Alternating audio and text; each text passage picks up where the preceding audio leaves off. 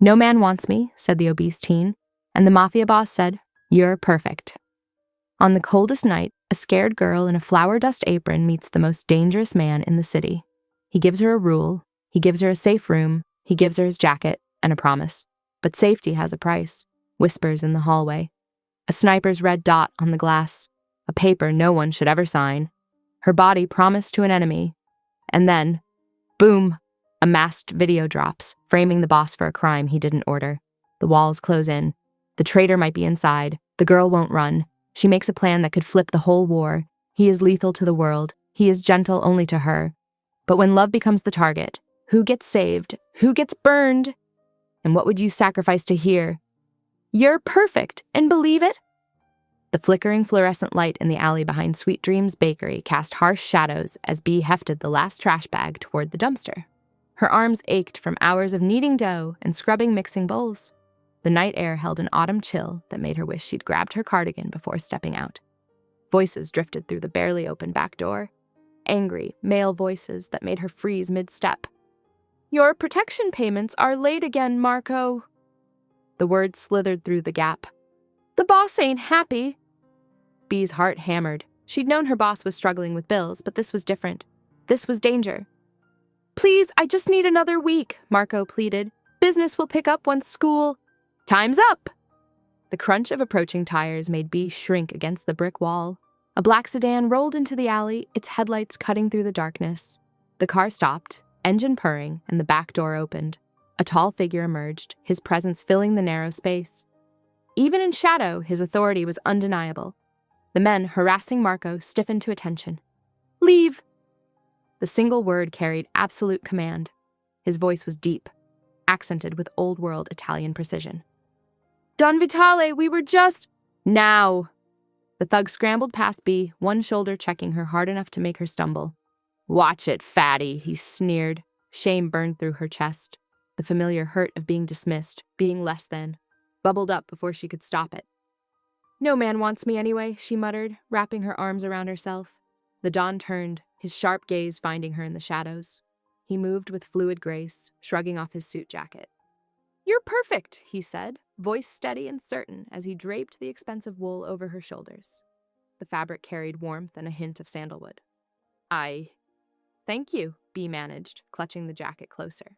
It overwhelmed her frame but felt like armor. "Let me drive you home." It wasn't quite a question.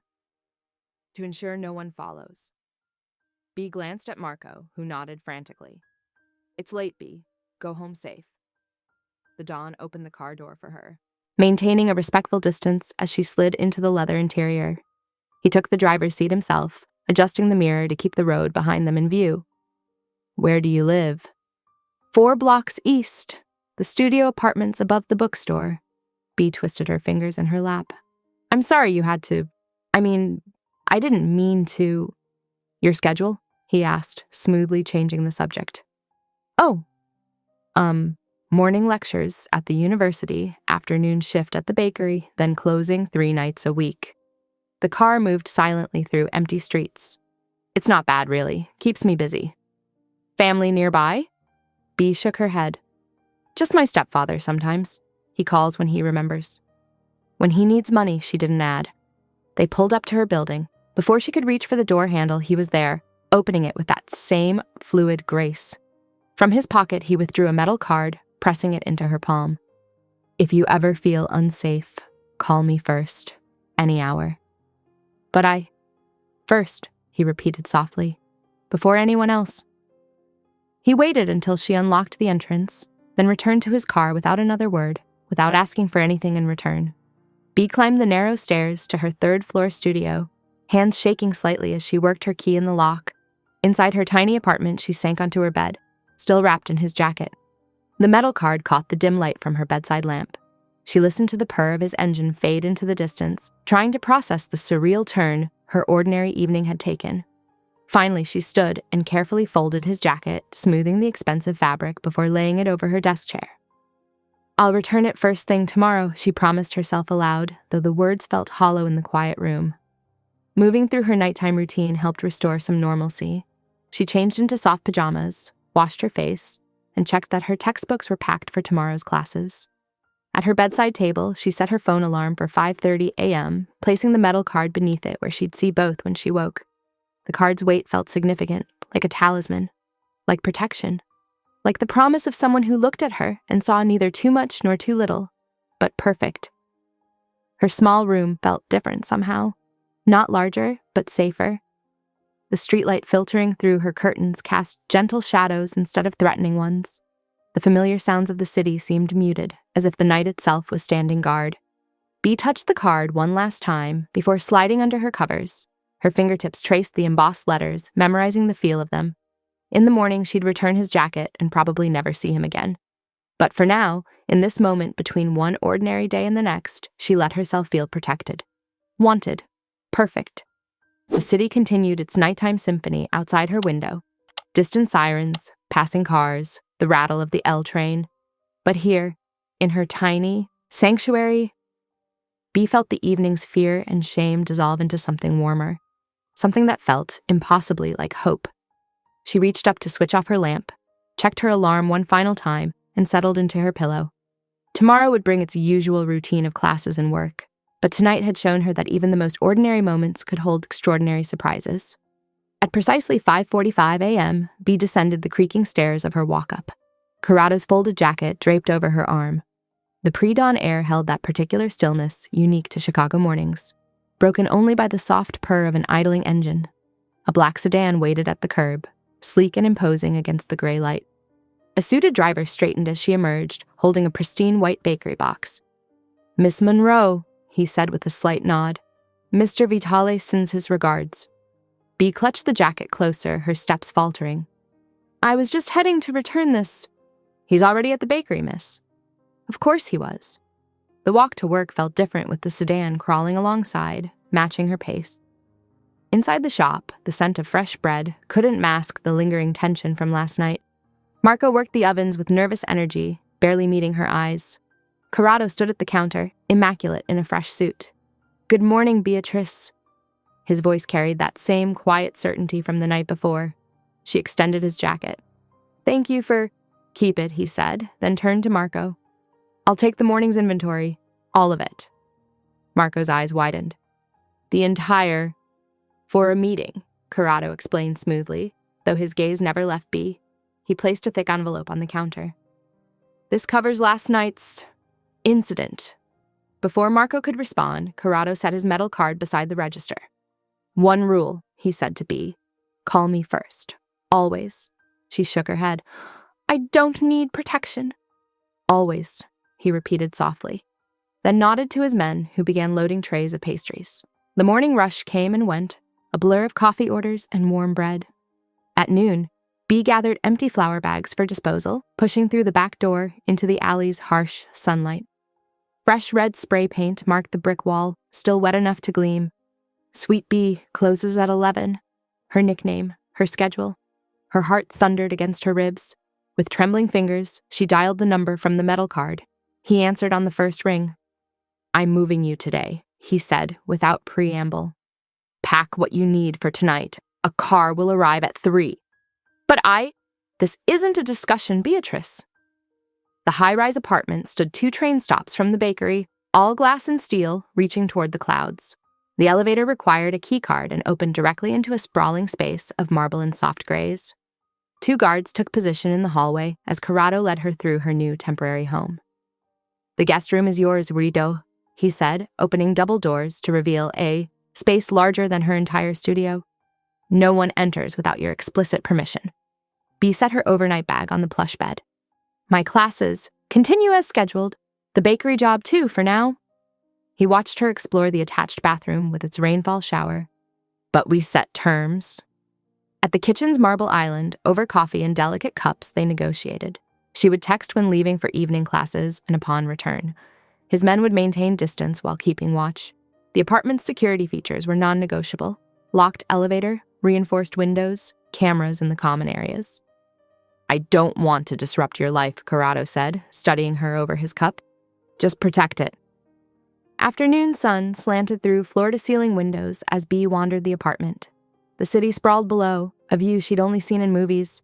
The kitchen gleamed with professional appliances, every cabinet stocked with food she hadn't requested, but would definitely use. A reading nook held cushions perfect for studying. Even the bathroom products matched her usual brands. The thoughtfulness of it all made her throat tight. He'd prepared for her arrival with careful attention to detail, anticipating needs she hadn't voiced. The space felt secure without feeling like a cage. She could come and go, maintain her routines, just with added layers of safety she hadn't known she needed until that red paint appeared. As twilight painted the sky in watercolor hues, voices drifted from the hallway. Rapid Italian, sharp with anger. She caught her nickname amid the heated exchange. Arguments about who had leaked her location, who would pay for that betrayal. At 11 p.m., Bee changed into soft pajamas and slid between sheets that felt like clouds. The lamp cast a warm glow as she arranged her textbooks for tomorrow's classes. Outside her door, footsteps moved with quiet purpose. Guards changing shifts, maintaining their vigil. She reached for the lamp, hesitated, then switched it off. Darkness fell soft and thick, broken only by city lights through the windows, and that thin line of illumination beneath her door. The footsteps continued their steady patrol, a rhythm that should have felt intrusive, but instead brought an unexpected peace. That sliver of light slowly dimmed as the hallway settled into night watch. Bee lay in the unfamiliar bed, listening to the muffled sounds of protection she hadn't asked for, but now couldn't imagine refusing. The red paint in the alley flashed behind her closed eyes, a threat made more terrifying by its casual precision. In the darkness, she touched the metal card on her nightstand, its edges worn smooth from nervous handling throughout the day. First, always. The rules were clear, the boundaries set. She had agreed to his protection while maintaining what independence she could negotiate. The morning sun cast long shadows as Bee stepped onto the sidewalk at 8:10 a.m., adjusting her backpack's weight. A guard in a dark suit maintained his distance half a block behind, close enough to watch, far enough to let her breathe. The morning air held autumn's first bite, and students streamed toward campus, lost in their phones and coffee cups. At 8:25 a.m., tires squealed against concrete. A white van lurched to the curb, side door already sliding open. Two men lunged for her, their movements practiced and precise. Rough hands grabbed her arms, and Bee's scream died in her throat as they tried forcing her inside. The sound of running footsteps barely registered before one attacker went down, face first into the pavement. Corrado moved like liquid violence, each strike calculated and devastating. He twisted the second man's arm until something cracked, then forced him to his knees. "Crawl," Corrado ordered, voice arctic cold. "Don't look back." The would-be kidnapper scrambled away on hands and knees, leaving a trail of blood drops on the sidewalk. His partner lay motionless, breath whistling through broken teeth. Bee's wrist throbbed where they'd grabbed her. She stared at Corrado, seeing him truly for the first time, the perfect suit concealing lethal grace, those elegant hands capable of dealing swift destruction. Savior and weapon in one dangerous package. By 8:40 a.m., they rode the elevator in silence. Bee's heart still raced, her breathing uneven. She studied his reflection in the polished doors. "Why?" she finally asked. "Why do I matter to you?" Corrado didn't look at her, his gaze fixed ahead. "Because someone has to make this stop." The morning crawled by in a haze of adrenaline crashes and quiet phone calls. At noon, a discreet town car delivered a silver-haired doctor who examined Bee's wrist with gentle efficiency. No breaks, just bruising that would fade. The doctor left behind ice packs and anti-inflammatory medication, along with strict instructions for rest. By 2 p.m., Corrado's captains filled the living room. 6 men in expensive suits, their shoulders heavy with concealed weapons. They spoke in rapid Italian until Corrado silenced them with a raised hand. Unlike the previous night's guards, these men addressed Bee directly, treating her as someone to be protected rather than a package to be moved. The youngest captain spread surveillance photos across the coffee table. The van was stolen last night. We're tracking its route backward. Another man, silver threading his temples, indicated a map on his tablet. We've identified 3 possible staging locations. Teams are moving now.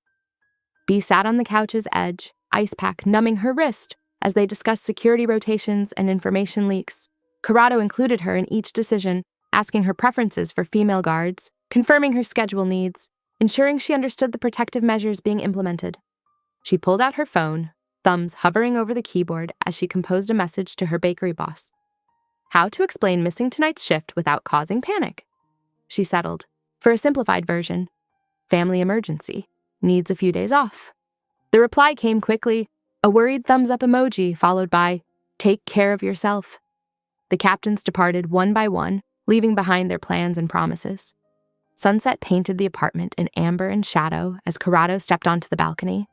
B watched through the glass doors as he braced his hands on the railing, staring out at his city. For just a moment, those hands trembled, a microscopic tell she almost missed, gone as quickly as it appeared. She filed that detail away, this glimpse of humanity beneath the controlled exterior. The city spread below like a glittering tapestry, streams of headlights threading between buildings. B retreated to her room, changed into comfortable pajamas, and tried to process the day's events.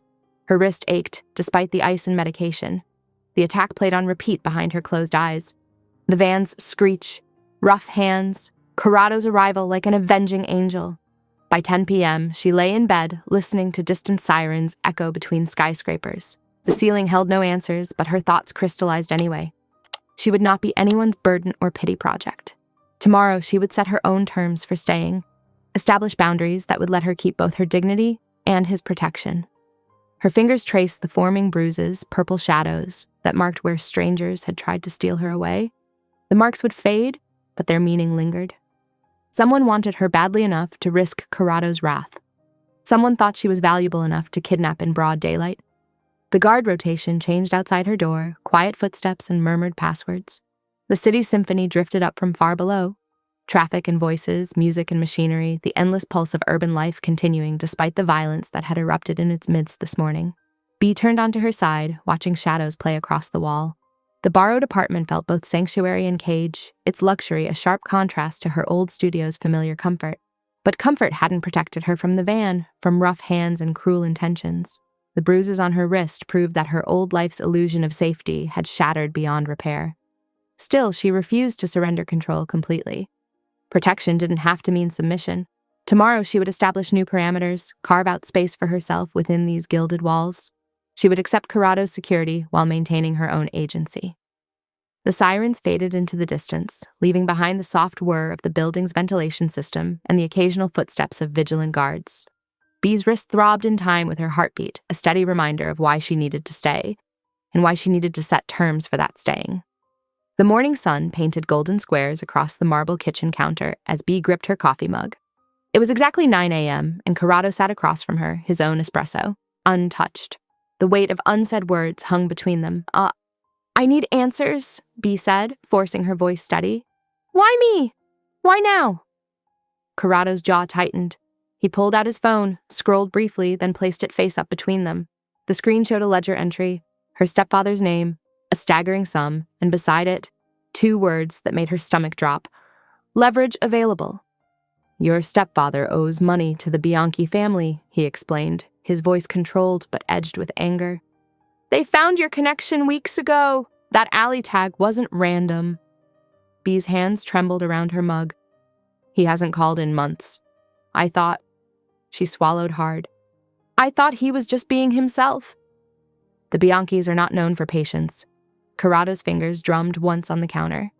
You have options, but none are perfect. You can disappear completely. New name, new city. No contact with your old life. Or, he paused, studying her face, you stay here, under my protection, where we can watch their movements and keep you safe. I won't be your kept girl, Bee said firmly, lifting her chin. Something flickered in Corrado's eyes. Respect, maybe even admiration. Then be a queen, he countered. Set your terms, keep your classes, build your life. Just let me ensure you survive to live it. Bee considered this, turning the coffee mug between her palms. I need boundaries, she said. My room remains my space. No one enters without my permission. I keep attending lectures. I want a say in who guards me. Done, Corrado nodded. I'll expand campus security, add plainclothes teams during your classes, but you text me every movement. When you leave, arrive, change locations. My men need to know you're accounted for. Trial basis, Bee stipulated. We reassess in 2 weeks. Agreed. He extended his hand across the counter. His palm was warm when she shook it, the contact brief but electric. The day settled into an unexpected rhythm. Bee attended her morning lectures with 2 new students, subtly positioned nearby. Her afternoon class was canceled, so she returned to the apartment early, spreading her books across the kitchen table. Around 5 p.m., Corrado emerged from his office with his own ledgers. He took the seat across from her, their workspace shared in comfortable silence. The scratch of his pen and the rustle of her textbook pages filled the air. During a study break, Bea practiced the defensive stance one of the female guards had shown her. Her balance felt off, frustration mounting as she tried to find the right position. "Your weight is too far forward," Corrado said, suddenly beside her. His hands hovered near her shoulders, asking permission. At her nod, he adjusted her posture with clinical precision. "Like this? It gives you more stability." The heat of his body behind her made focusing difficult. His fingers were careful on her arms, positioning them just so. But the moment he finished, he stepped back as if burned by the contact. The air between them crackled with unspoken tension. Bea cleared her throat. "Thank you." He retreated to his chair, attention returning to his ledgers, but the charged atmosphere lingered. The evening passed in similar, quiet productivity. Guards changed shifts in the hallway. City lights began twinkling through the windows. Bea packed up her books around 10:30 p.m., feeling Corrado's eyes track her movement toward her room. "Good night," she said softly. "Sleep well," he replied, his voice equally quiet. At 11 p.m., Bea turned her bedside lamp off and slid under the covers. The lock on her door was engaged, her choice, her boundary. But she couldn't help imagining Corrado standing outside, a silent sentinel in the darkness. The thought should have unnerved her. Instead, it felt like being wrapped in invisible armor. The bedside clock clicked to 11:01 p.m. The building settled around her with familiar creaks and sighs, its steady hum a lullaby she was starting to know by heart. Tonight, those sounds carried new meaning. Not just the noises of a high-rise, but the soundtrack of sanctuary. In the darkness, Bea traced her fingers over where Corrado had adjusted her stance hours before. His touch had been professional, careful, but it left phantom warmth on her skin.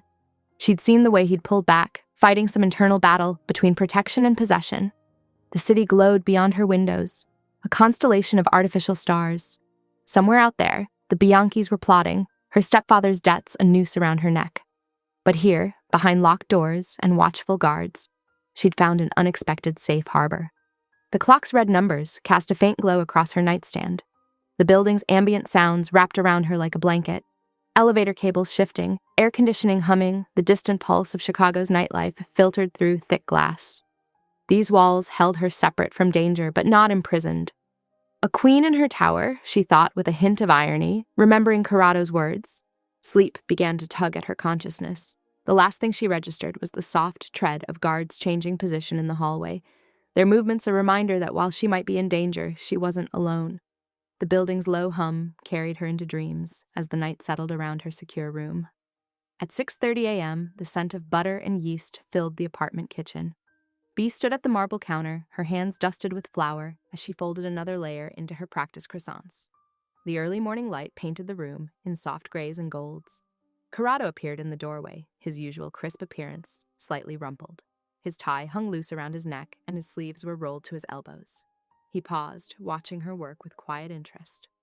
"There's fresh coffee," Bea offered without looking up, focused on maintaining the precise angle of her fold. He poured 2 cups, sliding one toward her before. Leaning against the counter, the morning news played softly from the living room TV, the anchor's voice a steady murmur about overnight incidents. Police are investigating what appears to be gang-related violence near the River District. Bea's hands stilled for a moment, remembering yesterday's attempted grab. Corrado's jaw tightened, but he said nothing, taking another sip of coffee. The timer chimed, and Bea pulled golden brown croissants from the oven. Steam curled upward as she set them to cool. "They're just practice ones," she said, suddenly shy. "I'm still learning the technique." "They're perfect," Corrado said, echoing his words from their first meeting. He accepted the warm pastry she offered, breaking it open to reveal delicate, buttery layers. They ate in companionable silence, the news continuing its sanitized version of yesterday's violence. Neither mentioned how close she'd come to being taken, how quickly he'd arrived to stop it. By midday, the kitchen had transformed into an unlikely training ground. Corrado demonstrated a precise grip-breaking technique, his hands careful on her wrist. "Like this," he guided, showing her how to twist and pull in one fluid motion. Use their momentum against them. Bea practiced until the movement felt natural, then switched gears. "Your turn," she said, gesturing to the abandoned dough on the counter. "Rolling pin technique needs work." He approached the task with the same intensity he brought to everything, but his first attempt was uneven. Bee laughed before she could stop herself, a genuine sound that seemed to surprise them both. "Too much pressure on one side," she explained, still smiling. She demonstrated the correct motion, and to her amazement, Corrado's lips curved upward. His laugh was rusty, as if rarely used, but real. The peaceful afternoon shattered at 3 p.m. A guard knocked, reporting a delivery in the lobby. White gardenias, arranged precisely in a crystal vase. Bee's favorite flowers, a detail she'd never shared with anyone here. Corrado retrieved the small card himself, his expression darkening as he read the single word, "Run." "Security footage?" he demanded into his phone, voice sharp. The lobby video showed only a nondescript delivery person who disappeared before the guards could intercept. Corrado's fury was a palpable thing, cold and dangerous. "Triple the hall detail," he ordered. "I want every entry point covered. Now." Bee hugged herself, staring at the flowers she'd always associated with comfort. "I should skip class," she said quietly. "No." Corrado's voice gentled. "We adapt. Video attendance for now, until I find who sent this." She nodded, retreating to the guest room for her afternoon lecture. The professor's voice through her laptop felt surreal against the background of increased security movements in the hall. Evening brought a temporary calm. At 7 p.m., they sat at the kitchen island with plates of simple spaghetti. Bee twirled pasta around her, Fork watching Corrado's practice movements with cutlery that spoke of rigid training. "Were you always meant for this life?" she asked softly. He set down his fork. "From childhood. Every lesson was about control, precision, power. Softness was forbidden." "That sounds lonely." "It was necessary." He studied her face. "What about you?" Bee pushed a meatball around her plate. "I spent years trying to be less space, less trouble, less hungry, always apologizing for existing too much." "Stop apologizing," Corrado said firmly. "You're exactly as you should be." They finished eating in thoughtful silence, the city lights twinkling beyond the windows. By 11 p.m., exhaustion had caught up with Bee. She fell asleep quickly, her dreams untouched by the day's tensions. In the kitchen, the gardenias sat sealed in a plastic evidence bag under harsh white light. The flowers that should have brought joy now served as a warning, their sweet scent trapped behind clear barriers. Corrado stood at the counter, his phone silent but ready, waiting for information about the sender. The night settled around the apartment. Guards moved with increased vigilance in the hallway, their footsteps marking time like a metronome. The evidence bag caught the overhead light, throwing small rainbows across the marble surface. Beauty transformed into threat, comfort twisted into warning. The city hummed beyond the windows, its rhythm unchanged by the day's events. Inside, the apartment held its breath, waiting for morning. The white kitchen light cast sharp shadows, turning the sealed flowers into a still life of danger and protection, beauty and warning, all wrapped in clear plastic under the unflinching glare. At 8 in the morning, Corrado's phone buzzed with confirmation. He stood at the kitchen window, shoulders rigid as he read the message. Bee watched him from her seat at the island, hands wrapped around a cooling coffee mug. "The flowers came from Bianchi territory," he said, voice flat, "and your stepfather sold your location for $10,000. The betrayal hit Bee like a physical blow. She set down her mug before her trembling hands could spill it. "When?" 3 days ago. He's already spent half the money." Corrado's fingers tightened on his phone. "He won't touch the rest." Within minutes, Corrado had his network moving. He paced the kitchen, issuing rapid-fire commands in Italian and English. Cash routes connected to the bakery were frozen. Her former co-workers received calls offering safer shifts at different locations. 2 unmarked cars rolled into position near her old apartment, waiting to catch anyone watching the building. Bee watched him work, struck by the efficient fury in every movement. This was the Don everyone feared, the man who could shut down business lanes with a word, who commanded loyalty through respect rather than terror. Yet his rage now was personal, protective rather than destructive. "Your stepfather's debt is being called in," Corrado said between calls. "He'll have nothing left to sell." "Good," Bee whispered, surprising herself with the venom in her voice. The morning passed in a blur of activity. Guards rotated shifts, reports came in about Bianchi movements. Bee tried to focus on reading for class, but the words swam before her eyes. At noon, Corrado set a small velvet box on the kitchen table. Bee stared at it, her heart stuttering. "This isn't romance," he said carefully. "It's protection. A legal marriage would bind you to my family's security. No one could claim you without declaring war on both fronts, street and court. Bee's pulse thundered in her ears. The box sat between them like a loaded gun. She started, then swallowed hard. I need time to breathe, to think. A red dot appeared on the window behind her, a tiny crimson star crawling across the glass. Corrado moved with shocking speed, yanking her behind the kitchen counter as the first shot pinged off the reinforced window. Down! He barked into his phone, shielding her body with his. Northwest corner, high angle. Find them! Bee pressed against him, feeling his heart hammer through his suit jacket. Teams of men flooded the adjacent buildings, sweeping rooftops and empty offices. 20 minutes passed before the all-clear came back. No shooter found, but shell casings on a roof 6 buildings away proved the threat had been real. We can sign the papers today, Corrado said, still holding her close. Quiet, private, immediate protection. Bee drew back enough to meet his eyes. If we do this, she said steadily, the terms are mine too. I stay in school, my work matters, and you never, ever use my body as a bargaining chip with anyone. Something flickered in his expression. Respect, maybe, or admiration. Agreed. All of it. They spent the next 2 hours arranging documentation. Corrado's network produced perfect forgeries, new names, clean backgrounds, a paper trail that would hold up to scrutiny while hiding their true identities. 2 trusted witnesses were called in. At 3 o'clock, they left for the courthouse in an armored SUV. Bee sat quietly, watching the city blur past. The ring box remained unopened between them on the leather seat. The courthouse steps felt endless at 3:45 p.m. Bee paused halfway up, adjusting her simple blue dress. Corrado waited 1 step above her, his dark suit impeccable despite the morning's chaos. A siren wailed somewhere uptown, its cry fading into the constant city noise. The velvet box sat in her purse, still sealed. Whatever ring it held remained a mystery, a detail that seemed both significant and irrelevant as they climbed toward the heavy wooden doors. Their witnesses followed at a discreet distance, armed beneath their business attire. Security guards nodded them through metal detectors, their eyes sliding past Corrado with practiced indifference. The marble halls echoed with footsteps and murmured conversations. Somewhere, a clerk stamped papers with mechanical precision. They followed signs toward the civil services office, where marriages were recorded with the same efficiency as property deeds and business licenses. The fluorescent lights cast no shadows, leaving nowhere for threats to hide. Bee's heels clicked against the floor, each step marking time until they'd be legally bound. Not for love, but for survival.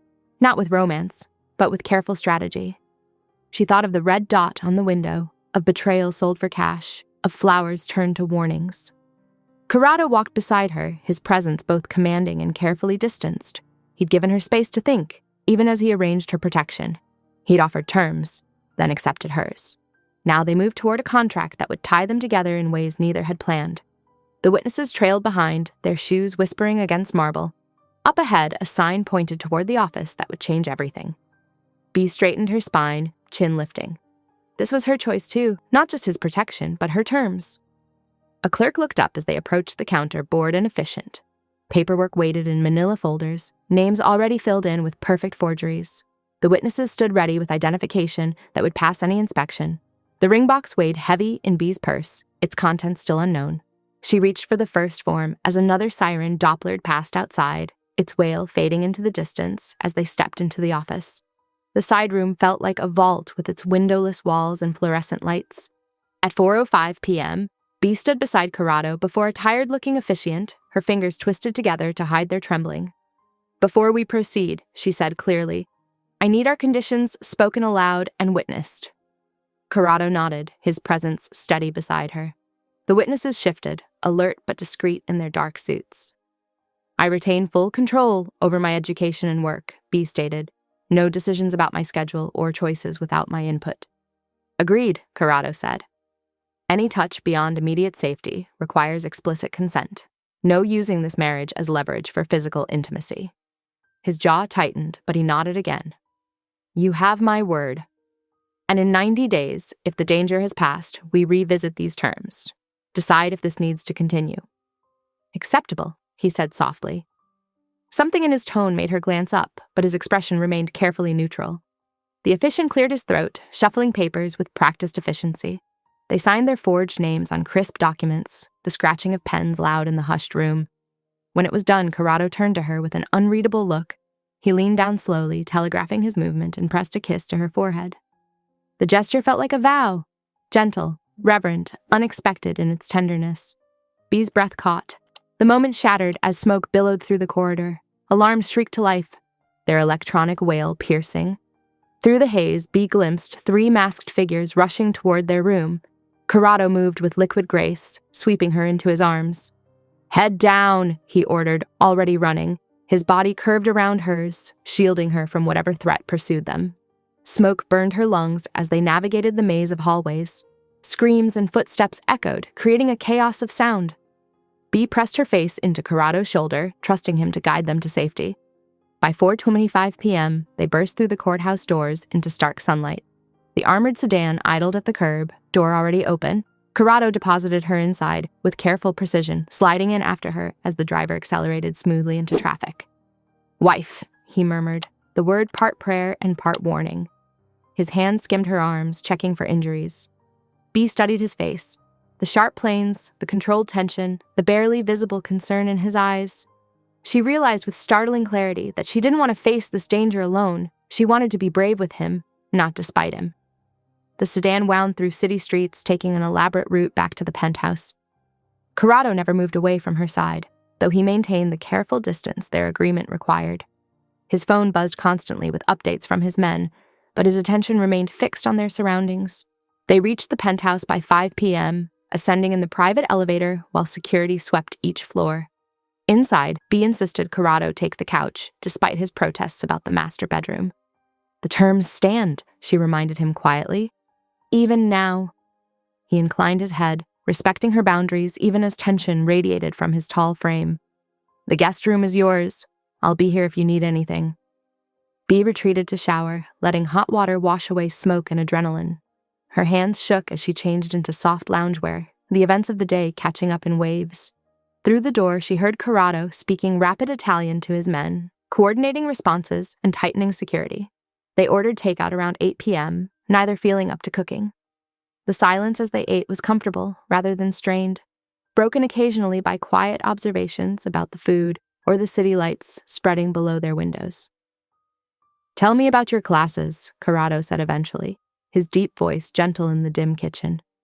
Bee described her literature courses, her plans for a business degree, the way she balanced studies with work. He listened intently, asking thoughtful questions that revealed genuine interest rather than mere politeness.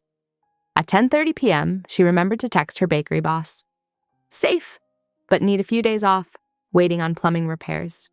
The code phrase Corrado had arranged would let her employer know she was protected without revealing details. "Thank you," she said, looking up from her phone, "for thinking of everyone's safety, not just mine." His expression softened almost imperceptibly. "My protection extends to what matters to you." They talked until exhaustion began to blur the edges of consciousness. Bee retreated to the guest room while Corrado settled on the couch, both aware of but not acknowledging the strangeness of their wedding night arrangement. At 12:01 a.m., Bee lay awake in the dark, watching city lights paint shifting patterns on the ceiling. Through the partially open door, she could hear Corrado's breathing evening out in the living room. The sound was oddly comforting, a reminder that she wasn't facing this danger alone. She traced the events that had led here: a chance encounter behind a bakery, a metal card that promised safety, a marriage of protection that felt more real than she'd expected. The ring box remained unopened in her purse, a tangible symbol of all they weren't discussing. Outside, Chicago's nightlife hummed beneath the penthouse windows. Inside, 2 people navigated the delicate space between necessity and possibility, protection and partnership, danger and trust. Bee watched shadows dance across white walls, listening to the steady rhythm of her husband's breathing in the next room. By 7 a.m., something felt off. Bee stared at the keypad beside her guest room door, finger hovering over the code she'd set yesterday. The numbers didn't respond. She tried again, but the pad remained stubbornly dark. A cold feeling settled in her stomach. Down the hall, voices murmured. The guard rotation, usually precise as clockwork, arrived 5 minutes behind schedule. No crisp check-in echoed through the corridor, just shuffling feet and whispered conversation. Bee's pulse quickened. Living with Corrado had taught her to trust her instincts. The These small disruptions weren't accidents, they were warning signs. At 9 a.m., she stepped into the elevator, then doubled back silently. Marco, Corrado's consigliere, stood in the corner near the service entrance, head bent over a phone. His whispered Italian carried clearly in the empty hall. "Side door at 2300. Make sure it's clear." Bee's hands trembled as she pulled out her phone, hitting record. The conversation lasted only seconds longer, but she captured enough. That cold feeling in her stomach hardened into certainty. She waited until noon, gathering her thoughts. In the kitchen, Corrado reviewed documents at the marble island, tie loosened, sleeves rolled up. She set her phone on the counter between them and played the recording. His face went absolutely still. But instead of brushing her aside with platitudes about handling it, he looked directly into her eyes. "Thank you for bringing this to me. Would you sit in while I question the inner circle?" The invitation startled her. "You want my input?" "You spotted what my trained men missed. I value your perspective." At 2 p.m., Corrado's captains filed into the living room. Bee perched on the edge of an armchair, watching Marco's face as Corrado played the recording. The consigliere's expression never changed, but his fingers twitched. "A misunderstanding," Marco said smoothly. "I was arranging a delivery?" Corrado's voice could have frozen fire. "Show me the logs!" The door system recorded every entry code, every override. The timestamps revealed the truth. Marco had changed access codes without authorization, created gaps in security. The evidence was irrefutable. "You're exiled pending judgment," Corrado pronounced. "Leave your phone. Take nothing but the clothes you wear. If you're seen within city limits after sunset, the sentence becomes permanent." Marco's mask finally cracked. Fear flickered in his eyes as guards escorted him out. The afternoon stretched long and tense. Bee helped Corrado's tech team audit security protocols while he coordinated with his remaining captains. By evening, the immediate threat had been contained, but the betrayal left raw edges. At 8 p.m., Bee found Corrado on the balcony, city lights glittering below. The weight of the day hung heavy in his shoulders. She crossed the space between them, decision made. When she kissed him, he went perfectly still. Then his hands came up to cradle her face with infinite care, like she was something precious. "We should talk about this," he murmured against her lips. They sat close on the couch, hands linked. "I need to know what you want," he said. "Not what you think you owe me." "I want you," Bee answered simply. "I want this, but I'm scared too." "Of me? Of how much I feel, of losing control." His thumb traced circles on her palm. "We go at your pace. You set the boundaries. If you say stop, we stop." "And what do you want?" His eyes darkened. "Everything you're willing to give, but only what you choose to share." When they finally moved to her room, the city glow through the windows painted everything in soft shadow. Each touch was a question and an answer. Each kiss built trust between them. He worshipped every curve she'd learned to hide, erasing old shame with reverent hands. She discovered the scars he carried, marking each with gentle acceptance. They moved together in the low light, learning the language of want and permission until pleasure crested and broke like waves. After, wrapped in tangled sheets, Bee traced the line of his jaw. "Stay." He pressed a kiss to her palm. "As long as you'll have me." They drifted to sleep with the city humming below, her head on his chest, his arms holding her close. For the first time since this began, Bee felt truly safe, not because he could fight her battles, but because he trusted her to fight beside him. Morning light filtered through the windows at 6:30 a.m., painting golden stripes across rumpled bedding. The space beside her was empty but still warm. Through the open door, she heard Corrado's voice in the living room, already impeccably dressed, coordinating with his captains. The hunt for answers had begun, but Bee smiled, touching her lips where his kisses lingered. They'd face whatever came together, equal partners in this dangerous dance they'd chosen to share. She stretched, enjoying the pleasant ache in her muscles, the memory of his hands mapping her skin. Last night had changed things between them, transforming their paper marriage into something real and precious. In the other room, Corrado's voice grew sharp as he pursued leads about the wider conspiracy. Bee rose to join him, ready to offer her particular skills at spotting patterns others missed. They had enemies to face, but they'd do it as a team now. Her observation balancing his action, his strength supporting her wisdom.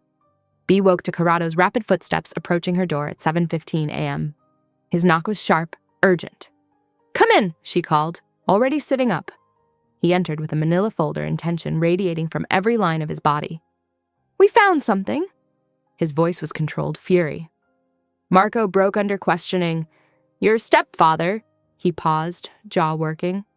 "He sold you, literally sold you." The words hit like ice water. "What do you mean, sold me?" Corrado sat on the edge of her bed, opening the folder. "He signed a contract with the Bianchi family. You were promised to their heir as..." His hands clenched on the paper. "As a womb for truce. They backdated it to make it look like a prior claim." Bee's stomach lurched. All those years of her stepfather's dismissive behavior, his constant borrowing, his mysterious disappearances. It hadn't just been neglect, it had been calculation. "Show me," she demanded. The document was formal, legal-looking. Her name appeared repeatedly alongside clinical terms about breeding potential and genetic contribution. Her stepfather's messy signature sprawled across the bottom. "I'll destroy it," Corrado promised, voice deadly quiet. "The paper, the copies, anyone who tries to enforce it." Bee's hands shook, but not with fear, with rage. "No. No? I mean, yes, destroy it. But I'm done being passive. I want in on the strategy. All of it." He studied her face. "The meeting's at 10 a.m. I'll be there." His captains arrived precisely at 10, filling the living room with wary energy. They clearly hadn't expected her presence. Bee sat straight-backed beside Corrado, meeting their questioning looks with steady calm. "The girl doesn't need to see this," one captain muttered. "The girl has been managing her own security for weeks," Bee countered. "And I know things you don't." She spread out a map of her daily routes, marking patterns the security teams had missed. "The coffee cart here. The vendor changes every Tuesday. The library's back door. The lock sticks for exactly 12 seconds before catching. That construction site. Perfect sight lines to 3 of my classrooms." The captains leaned forward, reassessing. She pointed out blind spots, timing gaps, places where routine created vulnerability. By noon, even the skeptics were nodding, taking notes. Beside her, Corrado radiated pride, and something darker, a possessive heat that made her pulse jump whenever their eyes met. He'd given her space to prove herself, and she'd exceeded expectations. "We need to draw them out," Bee said. "But not with my body as bait. With my voice." She outlined her plan, a campus fundraiser focused on student safety and dignity, the kind of public event that would force the Bianchis to send watchers, while Corrado's people tracked the surveillance chain back to the handlers. "It's good," one captain admitted, public enough to be unavoidable, contained enough to control. They spent the afternoon refining details. Bee would speak about personal safety and community support, themes that would resonate with students while sending a clear message to those watching. Corrado's teams would monitor every entrance, every shadow. At 6 p.m., they ran through safety protocols in the apartment. Bee demonstrated the panic button app she'd installed, showing how it could lock down doors and alert security with one tap. "If you need immediate extraction, tap your bracelet twice," Corrado instructed, fastening a delicate silver chain around her wrist. The clasp doubled as a tracker. "And if everything goes wrong," she asked, "code phrase, Gardenia's wilt. Everything shuts down. Full evacuation protocol engages." They practiced until the movements felt natural. Tap for help, app for lockdown, phrase for emergency.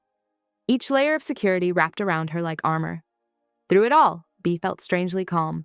The rage had crystallized into something harder, clearer. She wasn't just surviving anymore. She was fighting back. At 10 p.m., she packed her tote for the fundraiser, speech notes, bottle of water, backup phone battery. Her movements were precise, methodical. When she set her alarms for 6 a.m., her hand didn't shake at all. The metal card gleamed beside her phone, no longer just a lifeline, but a promise. She traced its edges, remembering that first night behind the bakery when he'd called her perfect. She hadn't believed him then. Now she understood. He hadn't meant perfect like flawless. He'd meant perfect like complete, perfect like someone who could face darkness and choose to fight instead of flee. Bee checked the tote one last time, ensuring everything was in place. Through the walls, she heard Corrado's low voice as he coordinated final security details. The sound settled something in her chest. They'd begun this as protector and protected, but evolved into something else. Partners who balanced each other's strengths, his power and her perception, his strategy and her insight, his violence and her voice. Tomorrow would test them both, but tonight Bee felt ready. The alarms were set, the plans were laid. And for the first time since this started, she wasn't just someone's target or someone's shield. She was a queen planning her moves, with a king who matched her piece for piece. Her finger brushed the panic button app, confirming it was armed. Outside, the city hummed with its usual nighttime energy. Inside, the apartment was quiet except for the soft sounds of preparation. Weapons being checked, communications tested, positions confirmed. Bee touched the silver bracelet, practicing the signal tap one last time. Everything was ready. Tomorrow would bring whatever it brought, but tonight she had done all she could to prepare. The metal card caught the lamplight as she settled into bed, its edges sharp and certain as the woman she was becoming. The campus hall buzzed with morning energy as students filled the rows of seats. Sunlight streamed through tall windows, catching dust motes in golden shafts. Bee stood at the podium, her notes arranged carefully, the silver bracelet cool against her wrist. She caught glimpses of Corrado at the back, his presence subtle but steady. 2 of his men flanked him, their watchful attention masked as casual interest. Near the exit doors, 3 people hunched over phones, thumbs moving rapidly. A 4th prowled the side aisle with a phone held high, supposedly recording. Bee's voice carried clear and strong through the microphone. "We've all felt it, that moment when fear makes us smaller. When we duck our heads, cross the street, try to disappear." Her gaze swept the room, noting positions, tracking movements. The training sessions with Corrado had sharpened her awareness without dulling her passion. "I've been told I take up too much space," she continued. "That my body should apologize for existing. That walking alone at night means I'm asking for trouble." She paused, letting the words land. "But I refuse to be small anymore." Students nodded, some wiping tears, others scribbled notes or recorded snippets on their phones. The faculty sponsor beamed from her front row seat. The handler made his move at 9:25 a.m., weaving through the crowd with practiced casualness. As his fingers reached for her arm, Bee tapped her bracelet twice, smooth and certain, just as they'd practiced. The app responded instantly. Doors slammed shut with heavy metallic clangs that made several students jump. Security cameras whirred, adjusting their angles. Before anyone could panic, Corrado's team had the handler contained behind a display board about campus resources, the cuffs clicking shut without drama. Bee didn't miss a beat. "And that's why community matters," she said, drawing attention back to her message. "Because when we stand together, fear loses its power." She finished strong, her voice steady, even as adrenaline coursed through her veins. Students lined up afterward, pressing donations into her hands. Checks and cash for the safety initiative, each one a small victory. At 9:50 a.m., she stepped into the corridor where Corrado waited. His eyes blazed with fierce pride, making heat rise in her cheeks. He didn't touch her, maintaining their careful boundaries, but his presence wrapped around her like a shield. "You were magnificent," he murmured as they walked to the side office for debriefing. The word held weight, respect, and something deeper that made her pulse skip. The office was small but secure, with blinds drawn against the morning sun. Bee sat at the desk while Corrado's team reported their findings. The handler had carried 3 phones and a coded notebook. The spotters had scattered, but were being tracked. "The surveillance net is closing," one captain said. "We'll have the full chain by—" A phone buzzed. Then another. Suddenly, every screen in the room lit up with incoming alerts. The video opened on a masked figure, voice distorted. Behind them, footage played showing Corrado entering a building, timestamp clear in the corner. Minutes later, gunfire erupted. A child's scream cut through static. "Corrado Vitale ordered the hit on Marco Bianchi's son," the masked figure stated. "Here's your proof." Bee's fingers found Corrado's sleeve, gripping tight. The room temperature seemed to drop 10 degrees. "Tell me this is a lie," she whispered. His jaw locked, muscles rigid beneath her touch. For a heartbeat, he was perfectly still, a predator preparing to strike. Then he moved, voice clipped as he fired orders into his phone. "Secure the exits. Prepare the backup route. We retreat in 5. The office erupted into controlled chaos. Guards checked weapons, tech teams scrambled signals, drivers confirmed positions. Through it all, Bee held onto Corrado's sleeve, feeling the tremors of rage beneath his controlled exterior. 10 seconds ticked by. 20. The video played on endless loop on screens across the city, each replay another nail in their carefully constructed plans. At 10:20 a.m., Corrado covered Bee's hand with his own, his touch gentle despite the violence brewing in his eyes. Security swarmed the hallway outside, their movements precise and practiced. Inside the office, time seemed suspended, between one breath and the next. Bee watched Corrado's face, searching for answers in the hard lines of his profile. The silver bracelet caught the fluorescent light, reminding her of other moments when everything had changed in an instant. Behind the bakery, in the courthouse, during the fundraiser just minutes ago. Each time they'd faced it together. Now another storm was breaking, and she could feel Corrado coiling tight, preparing to protect her from whatever came next.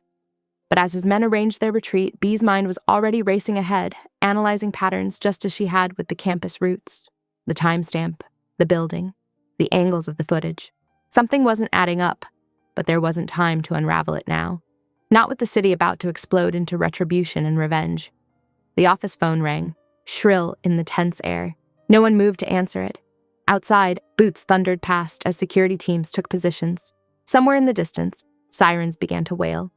At 11 a.m., the office had become a war room. Guards in dark suits checked exits and stationed themselves at strategic points while tech teams hunched over laptops, fingers flying across keyboards as they scrubbed the viral video from servers across the internet. The air hummed with tension, thick enough to taste, metallic and sharp like copper pennies. Through it all, Corrado paced the length of the room, his polished shoes clicking against the marble floor, his phone buzzing constantly with updates from the street. His face remained impassive, but Bee could see the storm brewing behind his cold eyes. "You need to leave the city," he said finally, turning to Bee, his broad shoulders blocking the afternoon light streaming through the windows. His voice was tight, controlled, like a piano wire stretched to its breaking point. "I have a place ready, secure, remote. No one will find you there." "No." Bee stood from her chair, spine straight despite the fear coiling in her stomach like a viper. She smoothed her hands over her dress, gathering courage.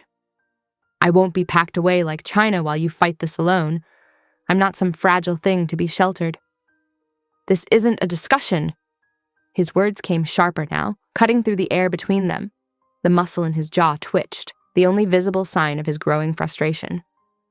"The Bianchis will use you to get to me. They'll hunt you down like wolves after a wounded deer. I won't risk." "Risk what? My choice? My agency?"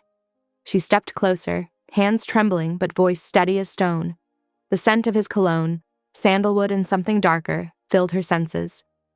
"We agreed on terms, Corrado. Equal partners. Not boss and subordinate. Not protector and protected. Partners." His jaw clenched, the tendons in his neck standing out like cords. Partners don't watch each other die. Partners don't become bait. And wives don't abandon their husbands when lies threaten to destroy them. She touched his arm, felt the tension thrumming beneath the expensive fabric of his suit, like a predator ready to strike. "Let me help. I'm not useless. I see things others don't." Instead of answering, he pressed a button on his phone, turning slightly away from her. "Bring the car around. 5 minutes." His voice was ice, devoid of the warmth she'd felt when he'd held her that morning. The betrayal hit her like ice water, stealing her breath. "You're having me removed? Just like that?" "Protected," he corrected but wouldn't meet her eyes, focusing instead on some point beyond her shoulder. "There's a difference." "After everything?" Her voice cracked, emotion rising like floodwater against a failing dam. "After last night, after this morning's triumph, after we promised each other honesty, you're just going to keep you alive!" The words exploded from him, echoing off the walls. The room fell silent as every head turned toward them. Corrado stepped closer, lowering his voice to a dangerous whisper. "They will torture you to break me. They will send me pieces of you until I surrender. They will make me listen to your screams. Do you understand what that means?" Tears burned in her eyes but didn't fall. Bee refused to give them that power. "And what will they break if they take away the one person who believes in you?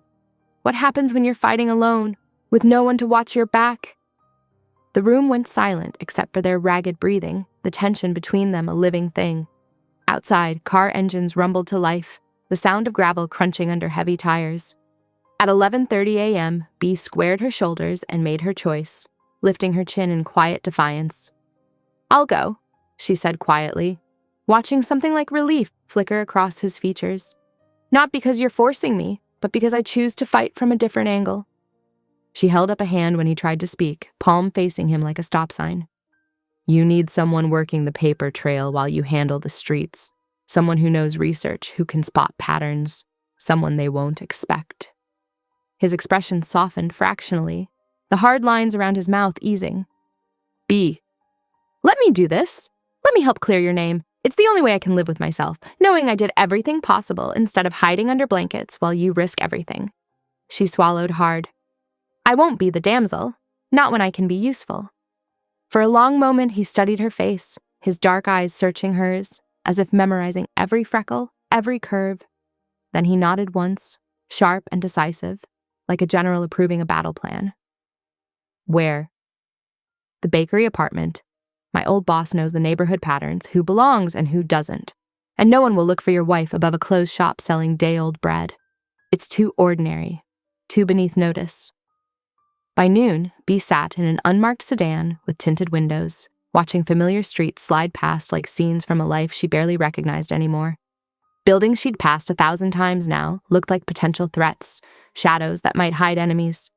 The driver, one of Corrado's most trusted, a man with scars on his knuckles and eyes that never stopped scanning, maintained radio silence. When they reached the bakery's back entrance, her former boss was waiting with a spare key and worried eyes, flour still dusting her apron. You look like you need coffee, the older woman said, leading her upstairs through the narrow stairwell that smelled of yeast and sugar. Strong enough to stand a spoon in? The small apartment was exactly as Bee remembered, worn carpet with paths beaten into the nap, mismatched furniture collected over decades, and a kitchen table perfect for spreading out papers. The familiarity wrapped around her like a well-loved blanket. They started with public records, building permits, security logs, access records from the day of the alleged shooting. The baker brought paper copies from a friend at City Hall. Hours passed in careful analysis, the sun arcing across the sky outside the dusty windows. The baker brought sandwiches they barely touched, both women focused on screens and printouts, fingers tracing connections only they could see. At 3 p.m., Bee's tired eyes caught something odd, a discrepancy hiding in plain sight. This access token, she muttered, tracing the code with her fingertip, leaving a smudge on the paper. I've seen it before. It's familiar. She pulled up photos from Corrado's security briefings, ones she wasn't supposed to keep but had anyway, stored in an encrypted folder. There it was. A clone of the token assigned to the former consigliere, the man who'd disappeared the day after the accusations started. Her fingers flew across the keyboard, messaging Corrado's secure channel, heart pounding with the thrill of discovery. Need device logs for consigliere afternoon of incident, token match found, possible digital footprint. The reply came instantly, as if he'd been waiting by the phone. Sending. Stay safe. Guards outside perimeter. By 6 p.m., Bee and the baker had crafted their trap, laying out the pieces like master chess players, a carefully worded message suggesting someone had valuable information about the Don's new wife, her habits, her weaknesses, a hint that she might be convinced to leave for the right price, bait for a rat. He'll suspect it's fake, the baker warned, wrinkles deepening around her eyes as she frowned. He wasn't stupid enough to become consigliere by being careless. That's what we want, Bee replied, confidence growing with each piece of the puzzle. He'll think he's clever enough to turn it around on us. Pride is the downfall of men like him. They never think a woman could outthink them. They sent the bait and waited, the minutes ticking by like hours. The bakery grew dark as evening settled, streetlights casting long fingers of yellow light through the front windows. Bee stood watch, remembering other nights in this space, closing shifts with aching feet, quiet mornings rolling dough before dawn, the heart-stopping moment she first saw Corrado in the alley, dangerous and beautiful like a jungle cat. Her phone sat silent on the counter, screen dark. 8 p.m. passed, marked only by the distant church bells. Then 9 p.m., the night deepening outside. The city hummed outside, a living organism of car engines and distant music, voices drifting up from the sidewalk like ghosts. Couples walked hand in hand, oblivious to the danger lurking in shadows. Bee pressed her forehead to the cool glass, watching shadows move between pools of lamplight, wondering which might belong to men hunting her. At 9:12 p.m., the phone chimed, the sound splitting the silence like a gunshot. Dawn. Riverwalk near the old loading dock. Come alone, or the evidence dies with me. No police, no husband, no games. Bee's hands shook as she read the message twice, then a third time, committing the words to memory. The baker appeared at her shoulder, face grim in the darkness, her expression illuminated only by the blue glow of the phone screen. He took the bait, Bee whispered, triumph and terror mingling in her chest. Now what? The older woman's voice was steady, practical as always. Bee stared at the phone, at the words that could save or damn them all. The power of knowledge hummed through her veins like electricity. Outside, a siren wailed in the distance, rising and falling like a banshee's cry. And somewhere in the city, she knew Corrado was moving pieces into place for tomorrow's deadly game of chess, a game where she was both queen and pawn. The river's black water lapped against concrete walls, carrying the smell of wet stone and diesel. At 5:45 a.m., Bee's footsteps echoed off empty buildings as she approached the meeting point, each step measured and deliberate. The wire beneath her sweater felt cold against her skin. Corrado's tech specialist had arrived at the bakery apartment at 5 a.m. sharp to fit it, showing her how to adjust the volume without being obvious. Testing, she whispered, positioning herself where a public security camera had clear sight of her navy coat. The phrase they'd agreed on came next. Gardenias bloom in winter. Simple, natural enough to say in conversation, but distinct enough to confirm the feed was live. A crackle in her earpiece told her they heard.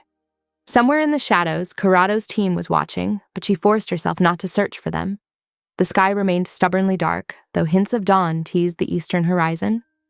Bee checked her phone. 5:55 a.m. Her hands wanted to shake. She tucked them into her pockets instead, remembering Corrado's voice from their last strategy session. Let him think he has power.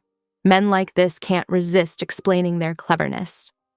At 6 a.m., precise, footsteps scraped against concrete. The former consigliere emerged from between two loading bays, his expensive suit incongruous against the industrial backdrop. His smile made Bee's skin crawl. The Don's new pet, he said, stopping 10 feet away. Though I suppose that's wife now. For a little while longer, at least. Bee lifted her chin. You seemed eager to meet. Eager to gloat, perhaps. He spread his hands. It was almost too easy, you know? Plant the access records, edit some security footage timestamps, and suddenly the mighty Corrado Vitale looks like a child killer. The Bianchi family barely needed convincing to move against him. The token codes, Bee said carefully. They looked genuine in the logs. His chest puffed with pride. Cloned them months ago, even copied the encryption keys. He chuckled. Your husband's too precise for his own good, makes his patterns predictable. And the video timestamps? Child's play to alter metadata. The shots were fired hours later, but who's going to check when the evidence looks so damning? He took a step closer. Of course, none of that matters now. You'll be coming with me, and the contract guaranteeing you to young Giorgio Bianchi will stand.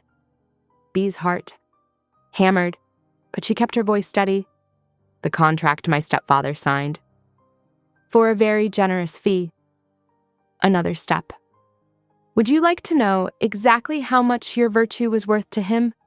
The notary, one of ours who's been in Corrado's office for years, dated it 3 months ago, long before your little courthouse ceremony. Tell me, Bee said, fighting to keep the tremor from her voice.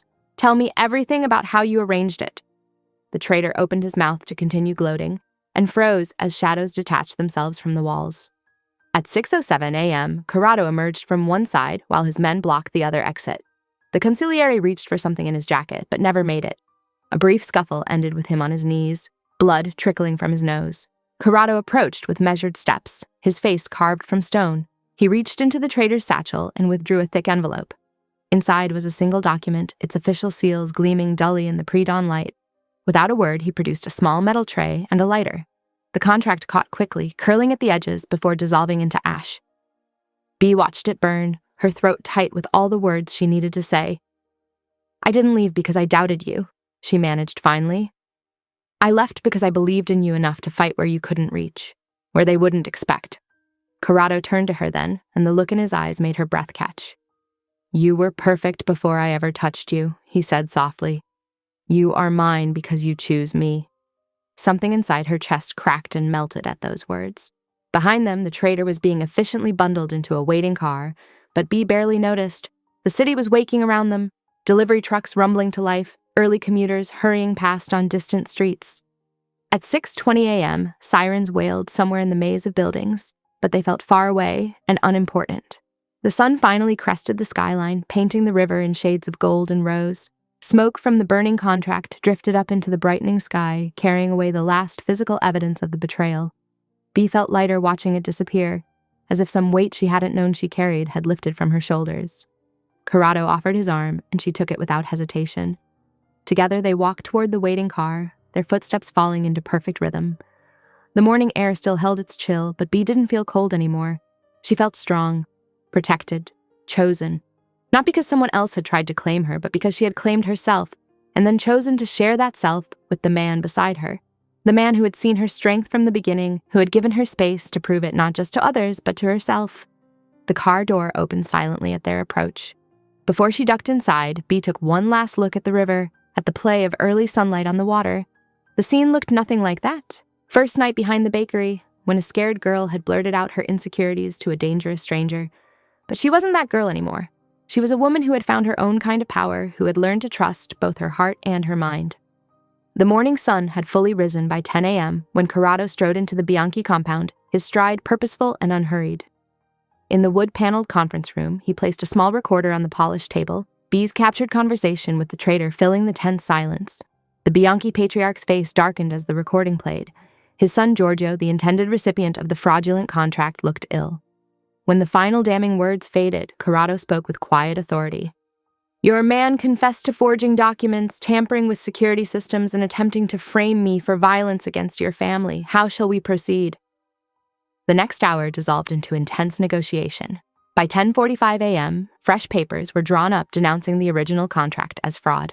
The Bianchi leader himself signed a statement withdrawing any claim on Beatrice Monroe Vitale, his pen scratching across the paper with finality. At noon sharp, cameras flashed in the hotel conference room as Corrado's lawyer presented irrefutable evidence clearing him of the alleged hit. Security logs, time-stamped footage, and witness statements proved the viral video had been spliced from an earlier legitimate business visit. The press devoured the story of betrayal and vindication, while Corrado remained above the fray, letting his representatives handle the media circus.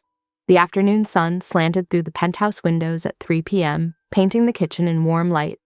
Bee stood at the counter where she'd first shared coffee with him, where they'd negotiated terms and built trust between them. Corrado approached slowly, holding the ring box that had waited unopened through danger and proof of love. "The first time I offered this as protection," he said softly. "Now I offer it as partnership." Bee's fingers trembled slightly as she lifted the lid. The ring was elegant but strong, like their bond. A platinum band holding a diamond that caught the light without flash or ostentation.